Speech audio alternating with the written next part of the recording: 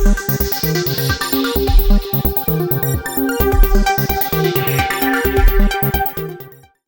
आप देख रहे हैं वॉइस ऑफ उत्तराखंड और मैं हूं आपके साथ शिखा सिंह। शुरू करते हैं आज के टॉप बुलेटिन्स। खबर हरिद्वार से। हेट स्पीच मामले में हरिद्वार जेल में बंद यूपी शिया वक्फ बोर्ड के पूर्व अध्यक्ष वसीम रिजवी उर्फ जितेंद्र त्यागी को सुप्रीम कोर्ट से राहत मिली है। सोमवार को कोर्ट ने सुनवाई के बाद उनकी सशर्त जमानत मंजूर कर दी है। जस्टिस अजय रस्तोगी और जस्टिस बीवी नागरत्ना की खंडपीठ ने रिजवी को सशर्त जमानत दी है। सुनवाई के दौरान ये बात भी सामने आई थी कि इस आरोपी को पहले ही जमानत दी जा चुकी है और पुलिस चार्जशीट भी दाखिल कर चुकी है। आपको बता दें कि 29 अगस्त को सुप्रीम कोर्ट ने हरिद्वार हेट स्पीच मामले में आरोपी रिजवी को चिकित्सा आधार पर 17 मई को 3 महीने के लिए दी गई अंतरिम जमानत को आगे बढ़ाने से साफ इनकार कर दिया था। ब्रह्मलीन जगत गुरु शंकराचार्य स्वामी स्वरूपानंद सरस्वती के निधन पर हरिद्वार के संतों में शोक की लहर है। कनखल स्थित शंकराचार्य पीठ में संतों के जगत गुरु को श्रद्धांजलि दी गई। वहीं भारत साधु समाज ने भी शंकराचार्य स्वरूपानंद को श्रद्धांजलि देते हुए उन्हें भारत रत्न देने और जॉली ग्रांट एयरपोर्ट का नाम बदलकर शंकराचार्य एयरपोर्ट रखने की मांग की है। इस मौके पर हरिद्वार में कई श्रद्धांजलि सभाओं का आयोजन हुआ। अखाड़ा परिषद अध्यक्ष महंत रविंद्रपुरी, ब्रह्मस्वरूप ब्रह्मचारी, पूर्व केंद्रीय गृह राज्य मंत्री चिन्मयानंद समेत कई बड़े संतों ने भी भावभीनी श्रद्धांजलि देकर उनकी आत्मा की शांति की कामना की। और जैसा कि महामंडलेश्वर जी ने कहा है कि हम सब लोग मिल करके शंकराचार्य जी को उनके मठ में जा कर के श्रद्धांजलि दें, तो ये भारत की एक ऐसी परंपरा रही है। जगत गुरु जी महाराज जिन्होंने लगभग 42 से 45 वर्ष तक वो शंकराचार्य रहे, और आज के समय की अगर साधुता की मैं तुलना करूं तो ऐसे दिव्य महान विभूति का होना बहुत ही मुश्किल है। एक शतक पूरा उन्होंने लगभग अपने आयु का किया। भारत के स्वतंत्रता आंदोलन में उन्होंने भाग लिया। 2 बार वो कारावास में भी गए, प्रथम बार बनारस में, काशी में, और दूसरी बार जो है मध्य प्रदेश में। तो ऐसे महान स्वतंत्रता सेनानी को हम सब लोगों ने मिल करके आज अपनी भावभीनी श्रद्धांजलि अर्पित की है। मीडिया के माध्यम से मैं मध्य प्रदेश की जनता और समस्त भारत के जो उनके अनुयायी हैं, संपूर्ण विश्व में जो सनातन धर्मावलंबी शंकराचार्य जी महाराज के प्रति जो श्रद्धा रखते थे, सबको भगवान इतनी शक्ति दे कि वो उनकी भावनाओं के साथ जुड़े रहें। और महाराज जी हमेशा अमर रहेंगे।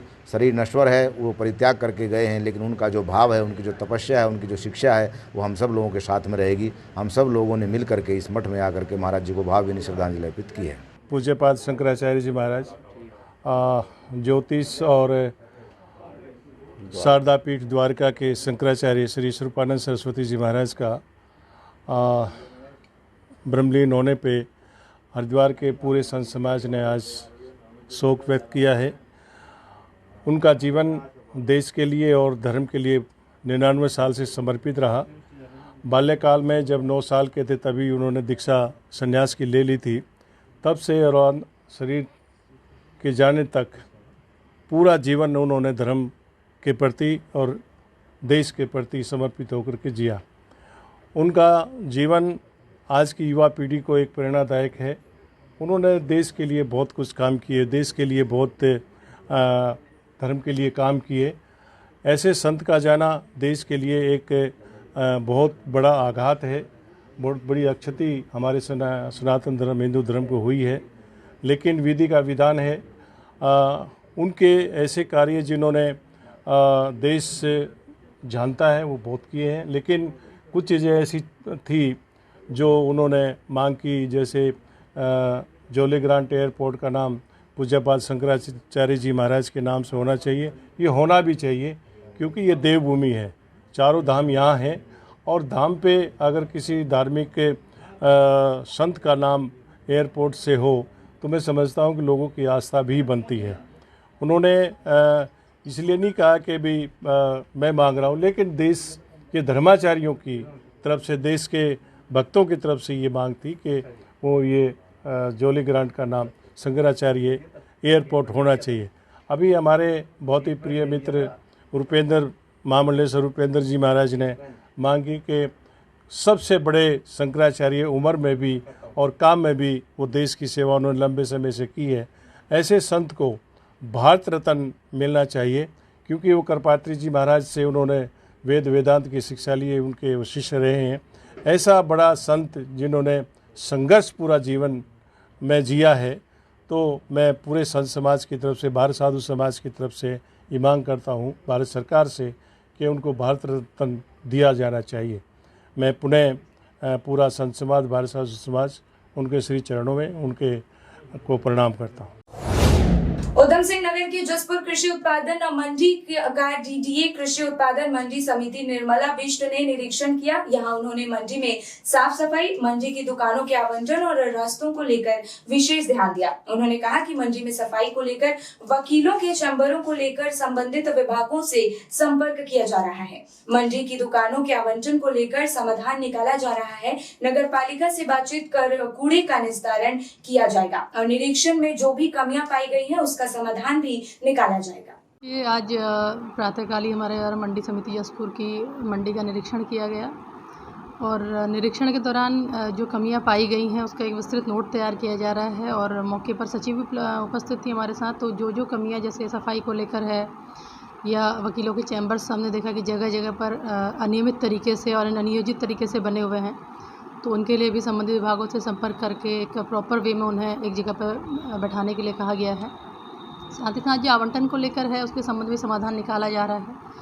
फड़ आवंटन को लेकर कई व्यापारी मिले थे, तो उसके संबंध में भी उन्हें समाधान निकाल के हम लोग उनको जो भी जिस प्रकार से भी उनके व्यापार पर मतलब प्रतिकूल प्रभाव ना पड़े वो हम रास्ता निकाल रहे हैं। साथ ही साथ सफाई को लेकर, अतिक्रमण को लेकर समस्याएं थी व्यापारी की, वो लोग आए हुए थे, तो उसको लेकर भी समाधान बता दिया गया सचिव को कि कूड़ा निस्तारण की प्रॉपर व्यवस्था करें। सफाई के लिए नगर पालिका से समन्वय करके जो डंपिंग की समस्या यहाँ पर है तो उसके संबंध में एक MOU ये नगर पालिका के साथ करेंगे और उसके माध्यम से कूड़ा निस्तारण किया जाएगा।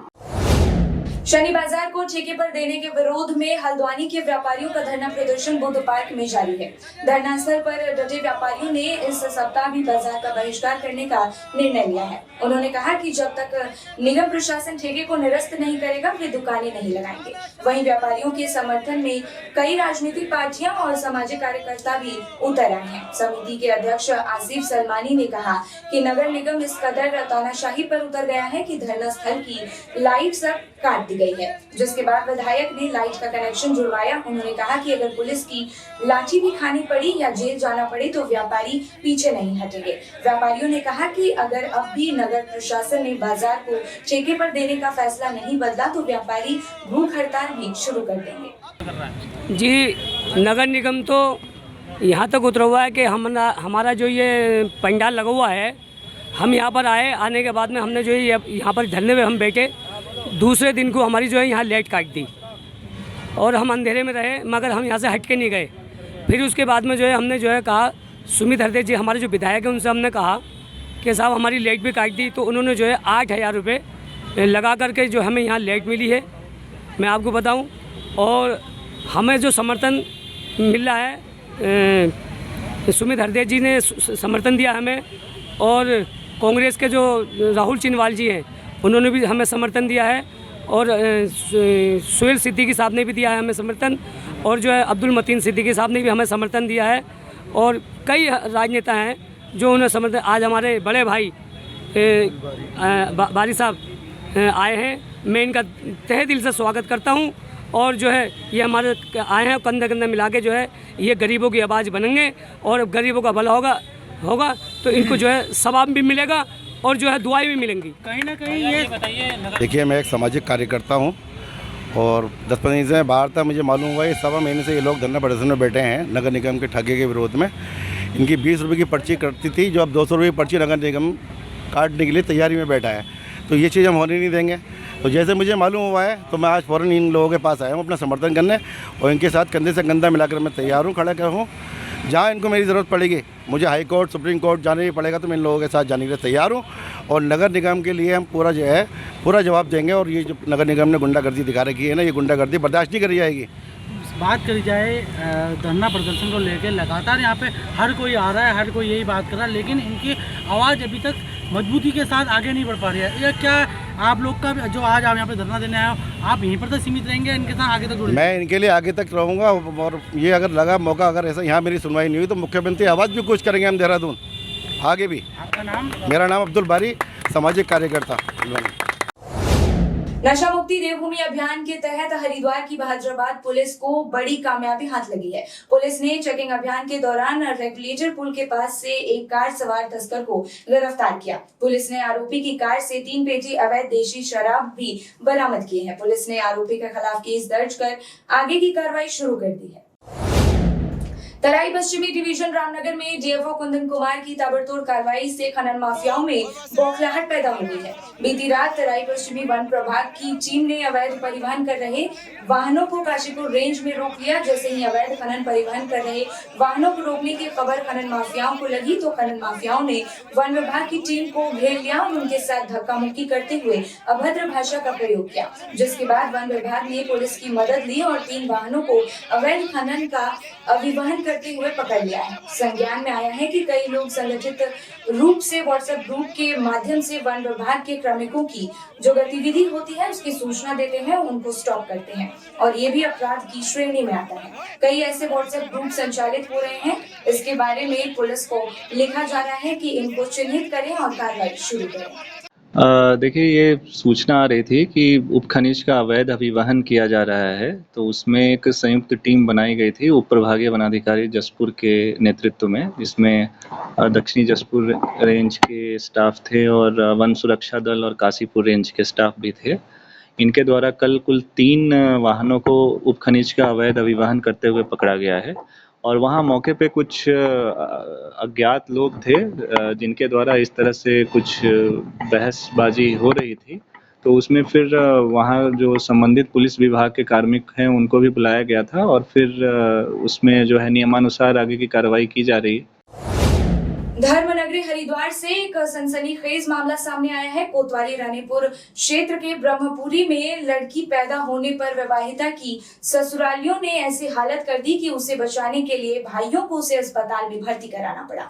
बेटी का जन्म होने के बाद पूरा परिवार विवाहिता की अनदेखी करने लगा, जबकि विवाहिता को बेटी सरकारी अस्पताल में बड़े ऑपरेशन से हुई थी। विवाहिता के परिजनों का आरोप है कि बड़े ऑपरेशन से बच्चा पैदा होने के बाद किसी भी महिला को कम से कम 1.5 से 2 महीने आराम की आवश्यकता पड़ती है, लेकिन विवाहिता को सारे काम खुद करने पड़ते थे, जिससे उनके घाव खुल गए और उसे इन्फेक्शन हो गया। विवाहिता के परिजनों को इस बात का पता चला तब विवाहिता के भाइयों ने अपनी बहन को ससुराल से लाकर हॉस्पिटल में भर्ती कराया, जिससे विवाहिता की जान बच सकी। इन सभी से बचने के लिए ससुराल पक्ष के लोगों ने विवाहिता के परिजनों पर थाना सिडकुल में झूठा मुकदमा दर्ज करवा दिया। देखिए, हमारे पास एक पेशेंट आया था 2 वीक्स पहले, है ना, अनीता नाम है उनका। उनका ऑपरेशन सरकारी अस्पताल में हुआ था। उनके टाँके पूरी तरह से खुले हुए थे, स्किन और जो स्किन के नीचे लेयर होती है उसके, और पूरा पस बन रखा था, मतलब पूरा इन्फेक्टेड फॉर्म में आया था। पेशेंट को उस टाइम पे फीवर भी आ रहा था बिकॉज ऑफ द पस, जो मुआद बोलते हैं वो। तो कंडीशन काफ़ी ख़राब थी। बाकी हमने उनको एडमिट किया, एंटीबायोटिक्स दिया, डेली ड्रेसिंग हुई। अभी एट प्रेजेंट आफ्टर 2 वीक्स उनकी सिचुएशन बेटर है, कम्प्लीटली ठीक नहीं है, 1-2 महीना लगेगा उसको। पर हाँ, जब वो आई थी तो उनका सूचर जो लाइन होता है, जो हम ऑपरेशन द्वारा बच्चा हुआ था, जो टाका था वो पूरा पका हुआ था एंड बिल्कुल हाइजीन नहीं था, मेंटेन्ड नहीं था पेशेंट। फीवर था, बहुत मतलब अच्छी कंडीशन नहीं कहेंगे, तो हमने फिर उनको भर्ती किया। अभी अगर बात करें तो कि कैसी कंडीशन है? अभी तो सही है, मतलब उसको देखो, जो वो घाव है उसमें अराउंड 2 मंथ्स हमको लग जाएंगे भरने में, है ना। लेकिन जो कहते हैं ना इन्फेक्शन बॉडी में नहीं फैला, तो वो नहीं है। अभी आप बोलो 50-60% बिल्कुल सुधार है। अभी धीरे धीरे इट विल बी बेटर। मेरा नाम राजीव कुमार है भाई। पूरा मामला ये है, मेरी बहन की हमने 1 साल पहले शादी की थी। विपिन सोनोप राजेंद्र का है, हमारे ब्रह्मपुरी में ही है, रहने वाले सलेमपुर के हैं वो। और 8 अगस्त को मेरी बहन को एक बेटी हुई थी बड़े ऑपरेशन से, सरकारी हॉस्पिटल में। सरकारी हॉस्पिटल कोई बात नहीं, सबके बच्चे होते हैं, प्राइवेट में भी सरकारी में भी, लेकिन उसके बाद केयर की जाती है ऑपरेशन वालों की। तकरीबन कम से कम 2 महीने तक बेड रेस्ट दिया जाता है। और मेरी बहन के ससुराल वालों के तेवर ऐसे चेंज हुए लड़की होने के बाद उन्होंने उसको उसके हाल पे छोड़ दिया। जैसे उसकी बच्ची का पोटी, पेशाब के कपड़े सब चेंज करना और अपने लिए गर्म पानी खुद करके पीना, उठना बैठना। नहीं तो ऑपरेशन वाले को तकरीबन 1-1.25 महीने तक उसके सर के नीचे हाथ लगा के उठाया जाता है। मेरी बहन को ऑपरेशन में 14 के 14 टांके, 15 टांके इतने थे, वो पूरा फट गया था भैया। पूरा फटने के बाद उसके अंदर मवाद इतनी बनी 150-200 ग्राम मवाद निकल ली थी। और उन्होंने क्या किया, यहाँ भादराबाद ये मोक्षक नर्सिंग होम है, उसमें डेली ऐसे लाते थे जैसे किसी का हाथ पे कट लग जाता है पट्टी कराने, डेली चेंज कराने। उन्होंने नर्सिंग होम वालों ने बोला था, मोक्षक वालों ने, कि भैया इसको एडमिट कर दो, इसकी हालत क्रिटिकल है। फिर उसके बाद उन्होंने क्या बोला, उसकी ससुराल वालों ने, मेरी बहन के, कि हम तो ब्रह्मपुरी के रहने वाले हैं, हम रोज़ अप डाउन कर लेंगे, यहीं से ले जाएंगे। 24 घंटे के अंदर पट्टी कराते थे। लेकिन जब हम उसको देखने गए, उसने हमें फ़ोन करके बताया कि भैया मेरी हालत ऐसी है, मेरा कुछ पता नहीं है अभी कितने दिन में मर जाऊँ या ना मरूँ। हम उसको देखने गए, जब देखने गए तो हमने पूछा कि भैया अगर आप इलाज नहीं करा पा रहे हैं तो हम करा लेंगे, हमारी तो बेटी है, हम इसको इग्नोर नहीं करेंगे। तो जैसे ही हम वहाँ गए, उन्होंने हमारे साथ तुरंत मार पिटाई, जो अंदर से कुंडी लगाकर ताला बंद करने के बाद हमारे साथ मार पिटाई चालू कर दी। हमने फिर भी यही कहा कि भैया हम अपनी को लेके जाएंगे, तुम मार पिटाई करो या कुछ भी करो। हमने उनको हाथ भी नहीं लगाया, उन्होंने झूठा मेडिकल करा करके हमारे ऊपर केस किया। हमने अपनी बेटी को बचाने का काम किया, हमने हॉस्पिटल एडमिट किया, पहले मेट्रो में दिखाया, मेट्रो में डॉक्टर वसुंधरा है, उन्होंने बोल दिया कि भैया ये मेरे बस की बात नहीं है, ज़्यादा क्रिटिकल मामला है। और वहाँ के जो सर्जन थे, डॉक्टर का नाम मैं भूल गया, उन्होंने भी साफ मना कर दिया कि भैया हम इसको देख नहीं पाएंगे, ये आउट ऑफ हमारे हाथ से बाहर का केस हो चुका है। उधम सिंह नगर के खटीमा में बाजार चौकी पुलिस ने गश्त के दौरान बीती रात सट्टा लगाते एक व्यक्ति को रंगे हाथ गिरफ्तार किया। आपको बता दें कि खटीमा शहर में सट्टे का कारोबार तेजी से फैल रहा है। बीती रात गश्त के दौरान बाजार चौकी प्रभारी होशियार सिंह ने मोहम्मद नबी को सट्टे की पर्ची लगाते हुए रंगे हाथ दबोच लिया, जिसके पास से 8,700 रुपए नकद बरामद हुए। एसएसआई अशोक कुमार ने मीडिया से रूबरू होते हुए बताया कि सट्टे और अवैध शराब के कारोबार पर अंकुश लगाने के लिए लगातार अभियान चलाया जा रहा है। देखिए, ये गोटिया इस्लाम नगर के क्षेत्र में काफ़ी दिनों से सट्टेबाजी की शिकायतें आ रही थी। इसी शिकायत पर पुलिस द्वारा कार्रवाई करते हुए ये मोहम्मद नबी पुत्र मोहम्मद बली निवासी वार्ड नंबर 5 इस्लाम नगर को सट्टा लगाते हुए मई 8700 रुपया नकद और जो सट्टे के जो उपकरण है उसके साथ गिरफ्तार किया गया है। अभियुक्त को 13G एक्ट में मुकदमा पंजीकृत करके जेल में जाएगा। बिल्कुल नियमित रूप से सट्टा और जो भी और ये अवैध शराब, इसके विरुद्ध नियमित रूप से अभियान जारी रहेगा और नियमित रूप से काम होगा।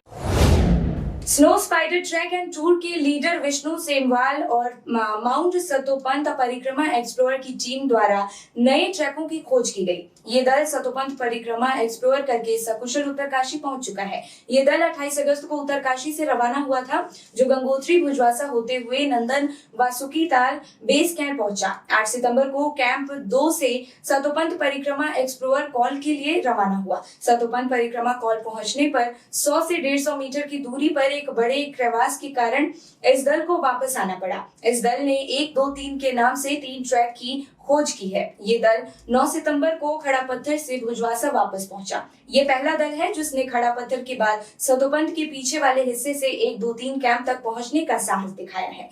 इस टीम का उद्देश्य है कि उत्तरकाशी जिले को पर्यटक की दृष्टि से और बढ़ावा मिले और नए नए ट्रैक मिलने से भारी मात्रा में पर्यटक उत्तरकाशी जिले की ओर आकर्षित हों। इस बुलेटिन में फिलहाल इतना ही। मुझे दे इजाजत। नमस्कार।